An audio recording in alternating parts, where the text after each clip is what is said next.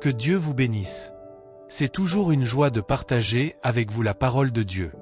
Nous avons tous, dans la vie, des moments où nous nous sentons fatigués. Nous avons fait de notre mieux, nous sommes restés forts, mais cela fait si longtemps, rien n'a changé, et maintenant nous sommes épuisés. Nous n'avons pas l'impression d'avoir la force d'élever les enfants, la force de combattre la maladie, la force de poursuivre nos rêves. Une femme que je connais lutte contre la dépression depuis de nombreuses années. Elle a toujours été si forte, si déterminée, mais je l'ai vue récemment et elle était très découragée. Elle a dit « Je n'ai plus aucun combat en moi. Je n'y arrive plus. » Parfois, nous voyons cela comme un manque de foi. Mais Dieu ne s'attend pas à ce que vous soyez fort tout le temps. Il comprend qu'il y aura des moments où nous serons fatigués. Nous n'avons pas l'impression de pouvoir continuer. Nous avons prié, nous avons cru, mais rien n'a changé. Maintenant, le poids de ce que nous affrontons nous a laissés épuisés. La bonne nouvelle, c'est que Dieu ne nous reproche pas de nous sentir faibles. Il ne dit pas « Qu'est-ce qui ne va pas chez toi ? Tu dois avoir plus de foi. » L'Écriture dit « Quand tu es faible, il est fort. » Quand tu te sens submergé, comme si tu ne pouvais plus continuer, il intervient et te donne une force spéciale. Une force que tu n'as pas obtenue par toi-même. Une force pour avancer quand tu devrais être bloqué. Une force pour vaincre la dépendance. Une force pour tenir plus longtemps que l'opposition. Tu te sens peut-être faible aujourd'hui, fatigué, mais ce n'est pas ta destinée. Tu vas courir sans te lasser, tu vas marcher sans défaillir. Il y aura une force qui n'est pas naturelle, mais surnaturelle. C'est ce qui est arrivé à Élie. Il y avait une sécheresse de 3 ans et demi en Samarie. Sans pluie, les Israélites allaient périr. Il n'y avait pas de nourriture, aucun moyen de faire pousser des cultures. Élie monta sur le mont Carmel et se mit à prier pour la pluie, mais rien ne se passa. Il pria encore et encore, demanda à son assistant d'aller vérifier le temps, de regarder s'il y avait des nuages, toujours rien. Finalement, à la 7e fois, ils virent un petit nuage commencer à se former dans le ciel. Élie dit au roi Achab qu'il ferait mieux de monter dans son char et de partir rapidement, car une énorme averse était sur le point d'arriver. L'Écriture dit, le Seigneur donna à Élie une force spéciale, et il courut plus vite que le char du roi jusqu'à Jezréel, 1 Roi 18 verset 46. Jezréel n'était pas juste à côté, c'était un trajet de 32 km. Un cheval peut courir 2 fois plus vite qu'un homme moyen. Un homme ne peut soutenir cette vitesse maximale que sur une courte distance. En plus de cela, je suis sûr qu'Élie était fatigué, étant dans la famine, n'ayant pas la nourriture appropriée. Comment pouvait-il courir plus vite qu'un char? Ce n'est pas possible. Dieu lui donna une force spéciale. Tu peux regarder ce à quoi tu fais face et penser. Je n'ai pas la force, l'endurance, la résistance, la ténacité. Peut-être il y a des années, quand j'étais au sommet de ma forme, mais maintenant, je suis fatigué. Non, prépare-toi, une force spéciale arrive vers toi. Quand tu as une force spéciale, tu vas dépasser certains chars. Tu vas surmonter ce qui semble impossible. Tu vas accomplir des rêves qui paraissent trop lointains. Jezréel était connue comme la ville des chars. Elle possédait une vaste flotte de ces puissants véhicules. Ils pouvaient se déplacer rapidement au combat. Ils donnaient au peuple de Jezréel un avantage incroyable. Les ennemis savaient qu'il ne fallait pas s'attaquer à Jezréel. Il est significatif qu'Élie ait couru plus vite qu'un char. Ces chars représentaient la puissance, la vitesse, la capacité de dominer par la force.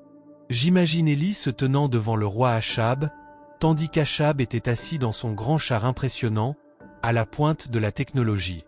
Achab avait ses conducteurs à l'avant, son personnel à l'arrière. Élie leva les yeux vers le roi Achab et dit en substance : « Tu as cette armée puissante, tu commandes une vaste flotte de chars tirés par ces chevaux rapides et forts. Je n'ai pas ton équipement, je n'ai pas tes chevaux, je n'ai même pas de chars. Mais je ne m'inquiète pas, je n'ai pas besoin de ce que tu as. Je vais te devancer jusqu'à Jezréel. » J'entends Achab rire en disant : « De quoi parles-tu, Élie ?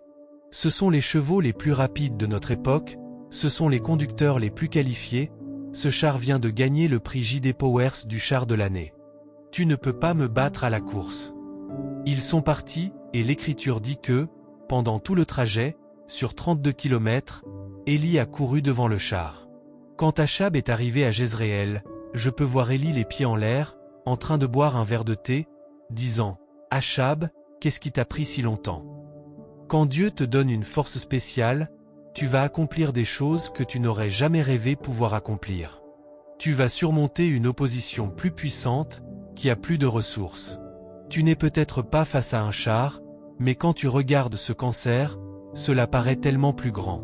Cette dépendance, les problèmes au travail, le ralentissement de ton entreprise, tu ne vois pas comment tu vas t'en sortir. La difficulté est déjà suffisamment décourageante, mais en plus de cela, tu es fatigué. Tu es resté fort, mais la famine, l'absence de changement t'ont usé. Il n'y a aucune chance que tu puisses distancer ce char. Dans ta propre force, tu ne peux pas, mais en ce moment même, Dieu insuffle en toi une force spéciale. Comme Élie, tu vas avoir l'endurance, la résistance, la ténacité pour faire ce que tu ne peux pas faire par toi-même. Tu peux penser, comment puis-je élever ces enfants et m'occuper de mes parents âgés en même temps? Comment puis-je traverser ce traitement? Comment puis-je surmonter cette anxiété? Quand tu es faible, il est fort. Maintenant, prépare-toi à dépasser certains chars. Dieu ne t'a pas amené jusque-là pour t'abandonner. Isaïe a dit, Dieu donne de la force à celui qui est fatigué, il augmente la puissance du faible, Ésaïe 40, verset 29. Tu es peut-être fatigué aujourd'hui, la bonne nouvelle, c'est que la force arrive. Peut-être que tu te sens faible, usé par tout ce qui se passe, la pandémie, les troubles, l'incertitude. Dieu dit, je suis sur le point d'augmenter ta puissance. Je suis sur le point de te rendre plus fort. Ce n'est pas quelque chose que tu dois rassembler par toi-même, tu n'as pas à le provoquer. C'est la main de Dieu qui te relève, qui te donne de la puissance, qui te redonne de l'énergie, qui te fait dépasser des chars. Qui te donne une force spéciale, cela signifie la force de tenir bon, la force d'essayer encore, la force de passer à un nouveau niveau. Quand je regarde en arrière sur ma vie, je peux voir ces moments où Dieu m'a donné une force spéciale. Quand mon père est allé rejoindre le Seigneur, cela aurait dû me submerger, me faire perdre ma passion, m'empêcher d'avancer. Mais j'ai senti une puissance se lever en moi que je n'avais jamais ressentie, une force, un courage, une détermination, une endurance. Ce n'était pas simplement moi qui étais fort, c'était Dieu qui me donnait une force spéciale. Dieu ne va pas te laisser manquer ta destinée. Il ne va pas te laisser rester submergé. Tu peux te sentir ainsi parfois, mais ce n'est pas ainsi que ton histoire se termine. Tu vas ressentir une force qui te pousse en avant, une puissance pour faire ce que tu ne pouvais pas faire auparavant. Quand nous essayions d'acquérir le Compaq Center, c'était un processus de 3 ans. Après que nous ayons remporté le vote du conseil municipal, une entreprise a intenté un procès pour essayer de nous empêcher d'emménager. C'était le plus grand contribuable du Texas, une énorme entreprise immobilière. C'était David contre Goliath. Au début, j'étais passionné, j'ai prié, j'ai cru, je suis resté fort, mais semaine après semaine passait, mois après mois, rien ne changeait, 1 année, 2 années. J'ai commencé à me fatiguer. La fatigue du combat a commencé à s'installer. Non pas que nous ne soyons pas forts, mais nous nous lassons de combattre. Je pensais, ils sont tellement plus grands que nous, ils ont beaucoup plus de ressources, ils peuvent faire durer cela pendant des années. Dieu comprend que nous pouvons nous fatiguer, il comprend que la vie peut nous user. C'est pourquoi il a dit, « Je donnerai de la force à celui qui est fatigué. J'augmenterai la puissance du faible. » Ne te reproche pas de te sentir fatigué. Ne te rabaisse pas parce que tu n'es pas fort tout le temps. Tu es humain. Dieu ne te reproche rien. Il dit, quand tu es faible, je vais intervenir. Je vais te rendre fort. Je vais te donner la puissance de dépasser le char. Eh bien Joël, je suis fatigué depuis longtemps, je suis épuisé, je ne vois rien changer. Ton temps arrive. Tu n'entendrais pas ceci si une force spéciale n'était pas en route. Dieu ne t'a pas oublié. Il voit ce que tu traverses. Il voit les nuits solitaires, les luttes, toutes ces fois où tu es allé plus loin que prévu. Il est sur le point d'augmenter ta force. L'opposition ne changera peut-être pas encore, mais tu vas avoir une nouvelle passion, un nouveau feu, pour rester fort et tenir plus longtemps que ceux qui essaient de t'arrêter. À un moment donné, quand je ne pensais pas pouvoir continuer, il semblait que le procès ne se résoudrait jamais, tout à coup, c'était comme si Dieu m'avait donné un second souffle. J'avais une détermination que je n'avais pas auparavant. Ce n'était pas quelque chose que j'avais produit, c'était Dieu qui donnait de la force à celui qui est fatigué. Peu de temps après, l'entreprise a soudainement abandonné le procès et le bâtiment était à nous. Comme Élie, nous avons dépassé le char, nous avons vaincu quelque chose de bien plus grand, bien plus puissant. Comment cela est-il arrivé? Dieu nous a donné une force spéciale. L'Écriture dit, les uns se confient dans les chars, les autres dans les chevaux, mais nous nous confions dans le nom du Seigneur notre Dieu, Psaume 20 verset 7. Dieu va te conduire là où tu es censé être. La nuit précédant la crucifixion de Jésus, il alla au jardin de Gethsemane pour prier. Il connaissait la douleur et la souffrance auxquelles il ferait face. Même s'il est Dieu, il était aussi humain. Il pouvait ressentir ce que nous ressentions. Il se fatiguait.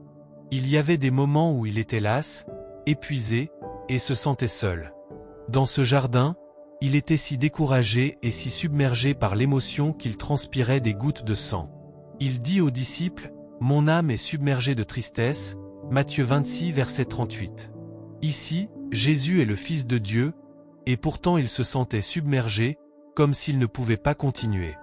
On pourrait penser que Dieu dirait, « Allez, tu dois être plus fort, tu dois t'endurcir. » Mais Dieu comprend que la vie peut être accablante. Il y a des moments où nous nous sentons fatigués, épuisés, angoissés. Cela ne veut pas dire que nous n'avons pas assez de foi. Cela ne veut pas dire que nous ne sommes pas assez forts.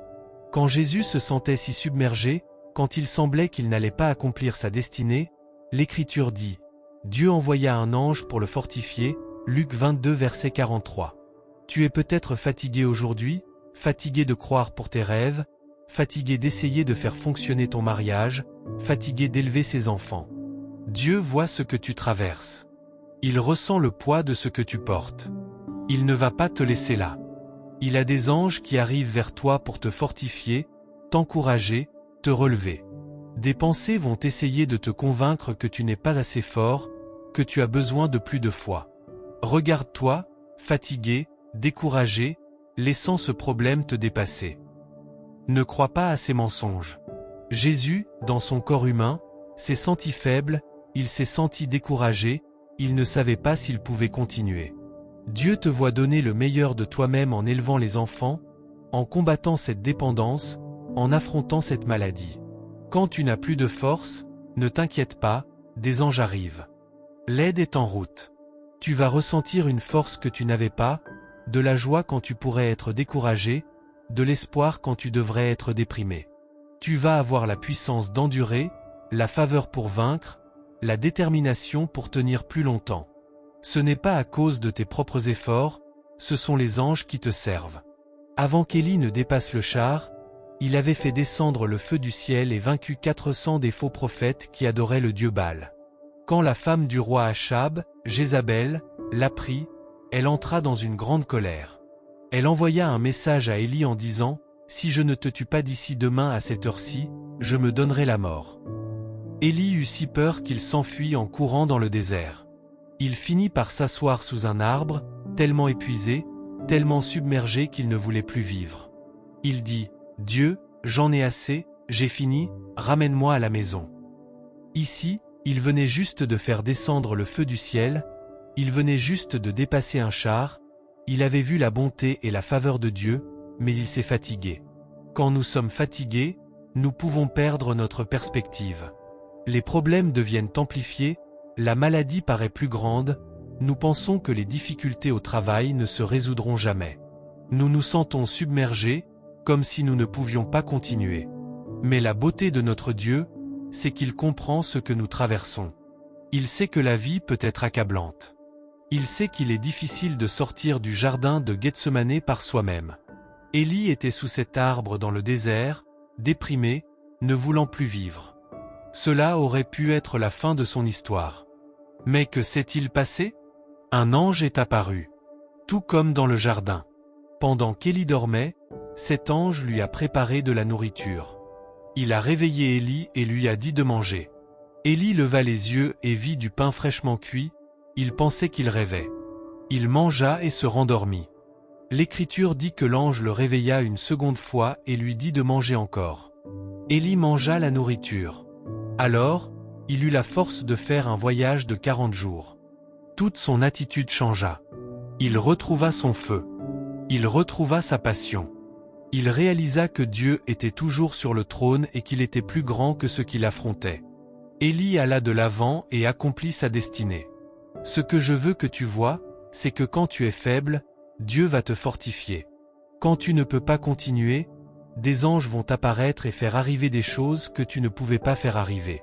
J'aime le fait que l'ange n'ait pas seulement aidé Élie à trouver de la nourriture, il ne l'a pas seulement conduit vers un animal pour qu'il puisse chasser, ou vers de l'eau. L'ange n'a pas seulement apporté la nourriture à Élie, mais il l'a cuisinée. Dieu ne va pas seulement t'aider à devenir plus fort, mais il va te préparer de la nourriture. Il va t'apporter des bénédictions, de l'augmentation, de la faveur, de la guérison, qu'il a déjà préparée. Cela va être plus facile que tu ne le penses et cela va arriver plus vite que tu ne le crois. Martin Luther King Jr. a raconté qu'au plus fort du mouvement des droits civiques, quand tant de choses venaient contre lui, il se sentait submergé. Il ne savait pas s'il pouvait continuer. Pour aggraver les choses, un soir, au milieu de la nuit, le téléphone sonna. Quand il répondit, il y avait une voix en colère qui lui disait qu'il n'était pas le bienvenu dans cette ville et qu'il lui arriverait du mal s'il ne partait pas. King était si bouleversé qu'il ne put pas se rendormir. Il se mit à faire les 100 pas, épuisé. Il essaya de trouver un moyen de se retirer discrètement de la direction du mouvement sans paraître lâche. Se sentant submergé, tout son courage disparut, il dit « Dieu, je suis ici en train de prendre position pour ce que je crois juste, mais j'ai peur.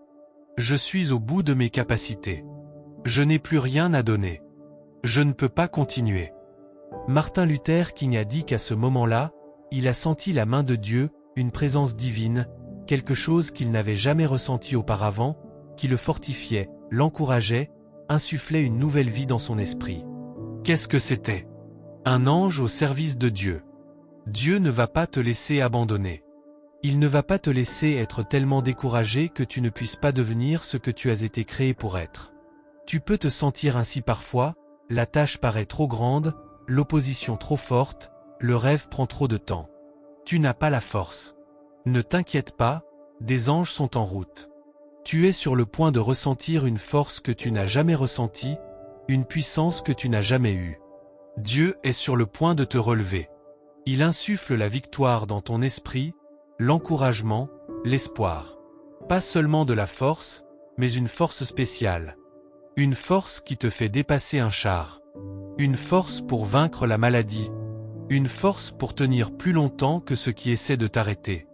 Une force pour accomplir ce que Dieu a mis dans ton cœur. Quand Jésus était sur le point d'être crucifié, la coutume de l'époque voulait que la personne porte sa propre croix. Jésus était tellement épuisé. Il n'avait pas dormi la nuit précédente. Il était passé par beaucoup de souffrances et de douleurs. Il avait fait de son mieux, il avait été aussi fort qu'il le pouvait, mais il est tombé sous le poids de la croix. Dieu aurait pu lui donner la force de la porter jusqu'au bout. Il aurait pu lui donner un second souffle pour terminer le chemin sans paraître faible et sans tomber. Mais Dieu envoyait ce message. Tu n'as pas à être fort tout le temps. C'est normal de se sentir submergé. C'est normal de dire, comme Martin Luther King, « Dieu, je ne pense pas pouvoir faire ça. » Parfois, le poids de ce que nous portons devient lourd. Nous pensons, « Cet enfant est trop difficile à élever, je ne peux pas rester dans ce mariage, je ne peux pas faire face à cette maladie, je suis seul, j'ai mal. » Des voix vont essayer de nous condamner. Tu n'as pas assez de foi. Tu dois être plus fort, Dieu ne va pas t'aider. Tu es trop faible. Ne crois pas ces mensonges. Même Jésus n'a pas pu porter le poids de sa propre croix. Ce qui est intéressant, c'est que lorsqu'il est tombé, Dieu ne l'a pas laissé là. Il a envoyé un homme du nom de Simon pour croiser son chemin et porter la croix pour Jésus. Quand tu es à terre, quand tu es découragé, Dieu ne va pas te laisser là. Il y aura toujours quelqu'un pour t'aider à te relever, quelqu'un pour t'encourager, quelqu'un pour t'aider à porter le fardeau que tu ne peux pas porter. Si ce n'est pas un ange, Dieu enverra une personne. Il y aura un Simon pour toi. Un jour, Moïse était sur une colline. Josué et les Israélites étaient dans la vallée en dessous, en train de combattre les Amalécites. Moïse tenait son bâton levé dans les airs. Tant que son bâton était levé, les Israélites gagnaient. Quand il le baissait, les Amalécites l'emportaient. Le combat se prolongeait de plus en plus. Le problème, c'est que Moïse s'est fatigué. Il ne pouvait pas tenir ses mains levées aussi longtemps. Dieu n'a pas dit « Moïse, tu devrais être plus fort, tu devrais avoir plus d'endurance, plus de résistance. » Dieu a envoyé 2 hommes, Aaron et Hur. Ils se sont tenus de chaque côté de Moïse et ont tenu ses mains levées pour lui. Dieu a les bonnes personnes qui seront là pour t'aider à tenir tes mains levées. Dieu sait que nous allons nous fatiguer. Il sait qu'il y aura des moments où nous n'aurons pas, par nous-mêmes, la force de faire ce que nous devons faire. Il ne nous reproche rien, il n'annule pas notre destinée, il envoie les bonnes personnes, un Aaron et un Hur, pour lever nos mains. Quelques années après que je sois devenu pasteur, tout grandissait. Nous voyions une grande faveur et la bénédiction de Dieu, mais en même temps, il y avait des gens qui ne nous comprenaient pas. À un moment donné, il semblait que les choses venaient contre nous de la gauche et de la droite. Je n'avais jamais eu d'opposition auparavant. Je pensais que tout ce que nous faisions, c'était donner de l'espoir aux gens et leur faire savoir que Dieu est bon. Je ne comprenais pas pourquoi des gens seraient contre cela. J'étais inquiet de la manière dont cela allait se terminer. Des pensées me disaient que nous n'allions pas durer, et que ces autres voix étaient trop fortes. J'étais tenté de vivre inquiet, découragé, effrayé. Un après-midi, je marchais dans le hall de l'église, sur le point de prendre l'ascenseur. Quand les portes se sont ouvertes, une dame âgée que je connais depuis toujours est sortie. Elle s'occupait de moi à la pouponnière. Je ne l'avais pas vue depuis des années, mais je savais toujours qu'elle priait pour moi. Chaque fois que je la voyais en grandissant, elle souriait et disait « Joël, tu sais que je prie pour toi. » Je pensais « Oui, je sais, tu me l'as dit 400 fois. » Je lui ai fait un grand câlin. Elle a dit « Joël, je n'arrive pas à croire que je t'ai croisé. J'allais t'envoyer un mot. Quand je priais pour toi ce matin, j'ai entendu Dieu dire « Tout ce qui t'inquiète va bien se passer. Les gens, l'opposition ne vont pas durer. » Quand elle a dit cela, c'était comme si un poids avait été retiré de mes épaules. Je suis parti de là fort, confiant, ragaillardi. 2 minutes plus tôt, je l'aurais manqué, 2 minutes plus tard, elle serait partie. Dieu sait comment faire passer les Simons sur ton chemin. Des personnes qui t'encourageront et t'aideront à te relever. Avant que Jésus ne soit crucifié, il monta sur une haute montagne avec Pierre, Jacques et Jean. L'apparence de Jésus changea, son visage brilla comme le soleil, ses vêtements devinrent d'un blanc éclatant. C'est ce qu'on appelle le mont de la transfiguration. Soudain, Moïse et Élie apparurent et commencèrent à parler avec Jésus. Il est intéressant que ces deux-là aient été choisis. Il y avait d'autres grands héros de la foi, Abraham, David, Joseph. Jésus était sur le point d'affronter toutes ses difficultés et ses souffrances, de passer par des choses très dures, des choses qui pouvaient être accablantes et épuisantes. Peut-être qu'Élie était là parce que, même s'il avait accompli de grands miracles, même s'il avait fait descendre le feu du ciel, ressuscité un petit garçon d'entre les morts, à un moment donné il était trop épuisé pour continuer, trop fatigué pour avancer, puis Dieu envoya des anges pour le fortifier. Je ne sais pas quelle a été la conversation, mais peut-être qu'Élie a encouragé Jésus en lui disant que Dieu lui donnerait une force spéciale pour traverser cela, que des anges seraient là pour le servir. Peut-être que Moïse a rappelé à Jésus que lorsqu'il était trop fatigué pour tenir ses mains levées, lorsqu'il était épuisé et ne pouvait plus continuer, Dieu a envoyé des personnes pour tenir ses mains pour lui, pour le relever quand il tombait, pour l'aider à porter le poids de la croix.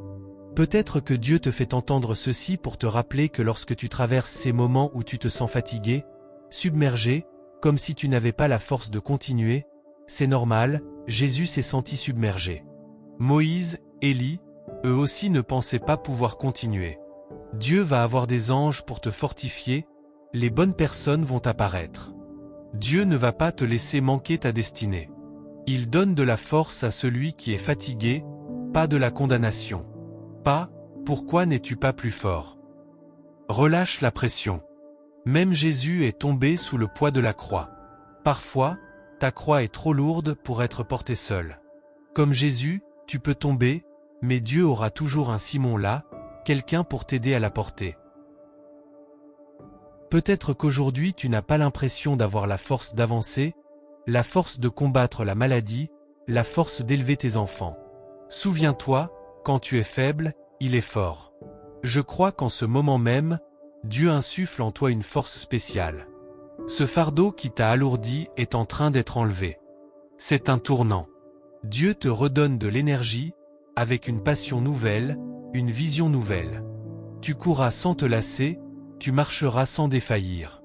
Comme Élie, tu es sur le point de dépasser certains chars. Tu vas te dire, d'où me vient cette énergie, cette puissance, cette capacité? C'est Dieu qui te donne une force spéciale. Je crois et je déclare que tu es fort, que tu es victorieux, que tu es pleinement capable. Tu vas accomplir des rêves plus grands que tu ne l'imaginais, surmonter des obstacles qui semblaient insurmontables, et atteindre la plénitude de ta destinée, au nom de Jésus.